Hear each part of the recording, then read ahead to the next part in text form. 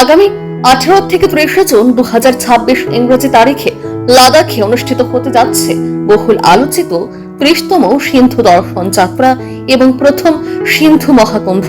প্রতি বছরে নিয়ে এবছরও ত্রিপুরা রাজ্যের প্রতিনিধি দল এই গুরুত্বপূর্ণ ধর্মীয় ও সাংস্কৃতিক যাত্রায় অংশ নিতে যাচ্ছে।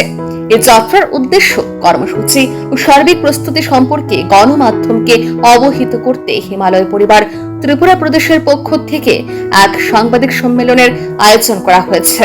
সংগঠনের পক্ষ থেকে রামপ্রসাদ পাল জানান, সিন্ধু দর্শন যাত্রা ভারতের ঐতিহ্য, আধ্যাত্মিকতা ও জাতীয় ঐক্যের এক গুরুত্বপূর্ণ প্রতীক।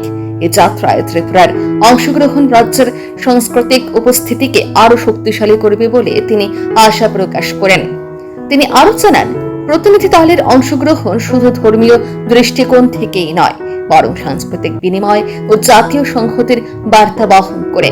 সাংবাদিক সম্মেলনে যাত্রার বিস্তারিত কর্মসূচি, প্রতিনিধি দলের তালিকা এবং প্রস্তুতি তুলে ধরা হয়।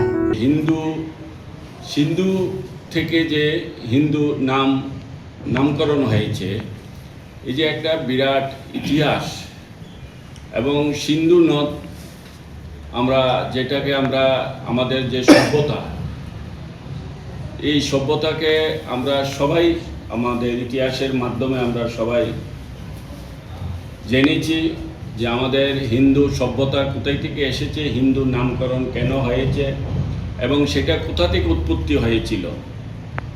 তো এখানে আমি শর্টকাটে বলছি, সেটা আমরা জানি যে এটা সিন্ধু নদের পারে এক জাতি থাকতো, তাদের এই সভ্যতা থেকে সিন্ধু পারের যে সভ্যতা, সেই সভ্যতা থেকে হিন্দু সভ্যতা তৈরি হয়েছে, এবং সেটাই আমাদের সনাতন ধর্মের একটা, যারা আমরা সনাতন ধর্মীয়, সেটা এই হিন্দু ধর্ম একসাথে সেটা আমরা নিজেদেরকে পরিচিতি দিই।